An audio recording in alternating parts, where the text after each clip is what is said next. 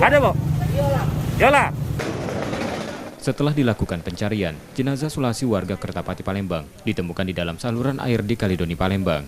Diduga korban terjatuh dan terseret banjir saat hujan deras Sabtu pagi. Jenazah ditemukan petugas Basarnas 10 meter dari lokasi jatuhnya korban.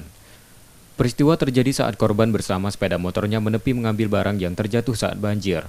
Korban dievakuasi ke Rumah Sakit Bayangkara Palembang. Dari keterangan rekannya, korban belakangan diketahui merupakan pengemudi ojek daring. Dari teman, dari grup ya? iya. Grup komunitas ya? Iya, itu kan Komunikasi terakhir di grup Sri Kandi ada nggak dari korban?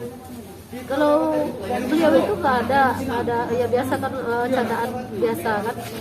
Tapi informasi dapat ini dia di lagi online.